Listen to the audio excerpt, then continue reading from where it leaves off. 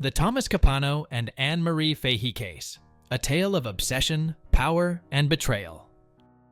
In the world of high-stakes politics and prestigious law firms, Delaware's elite rubbed shoulders in closed rooms and exclusive gatherings. Among them was Thomas Capano, a powerful attorney whose charm and influence made him nearly untouchable. But behind this polished exterior lurked a darker side, a dangerous obsession that would lead to one of the most shocking cases in Delaware's history.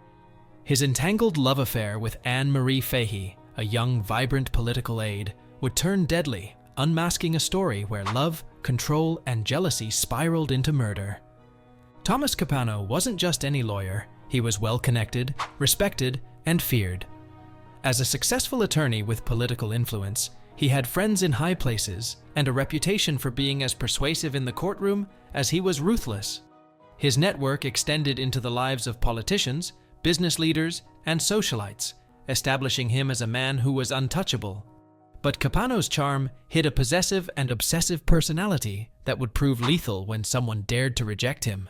That someone was Marie Fahe, a woman nearly 20 years his junior, who had unknowingly stepped into the orbit of a man who would let nothing stand in his way.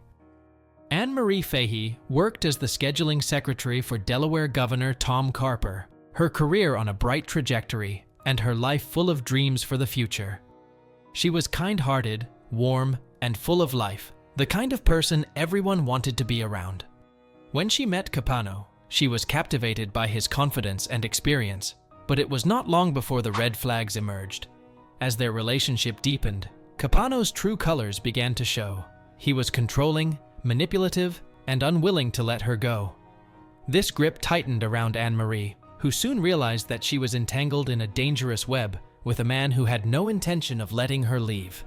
Marie's decision to end the relationship didn't sit well with Capano, who saw her growing independence as a threat to his ego and control.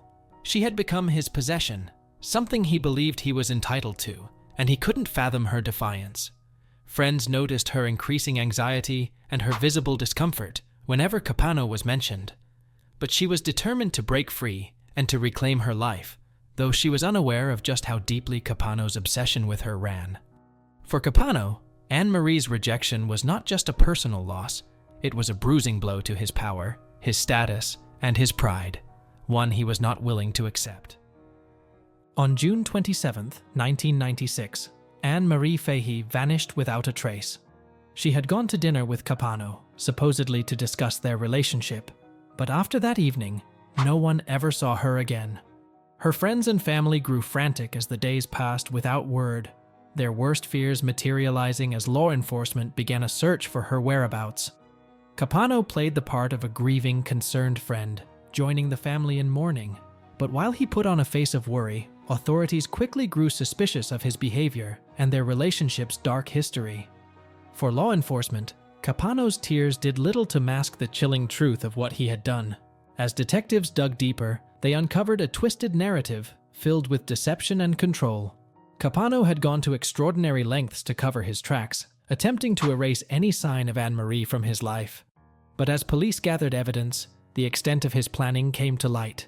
Investigators found disturbing clues: Marie's diary entries detailing her fear of him, inconsistencies in Capano's alibi, and witness accounts pointing to his erratic behavior in the days leading up to her disappearance. What had initially seemed like a mystery slowly unraveled into a calculated crime, revealing a man desperate to hide his guilt. The turning point in the investigation came when police interviewed Capano's brother, Jerry. Under pressure, Jerry revealed that he had helped his brother dispose of Marie's body.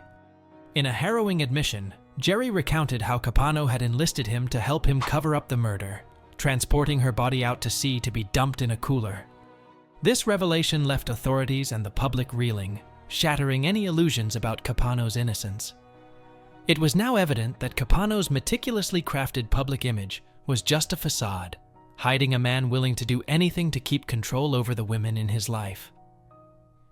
In 1998, Thomas Capano was brought to trial, and the courtroom turned into a theater of horror as gruesome details of Marie's final moments emerged. Prosecutors laid bare Capano's relentless obsession and his desperate measures to keep Marie under his control. They argued that his need to possess her had driven him to commit the unthinkable when she tried to walk away. The evidence was damning. Anne-Marie's diary entries, witness testimony, and, most shockingly, Jerry Capano's confession. The prosecution's case painted a portrait of a man whose love was so twisted and toxic that it led to cold-blooded murder. Throughout the trial, Capano maintained his innocence, claiming that Anne-Marie's death had been accidental. He spun an elaborate tale, insisting that another woman had shot her and that he had only tried to cover it up. But the jury was unconvinced, recognizing his stories as desperate attempts to manipulate the truth and escape justice.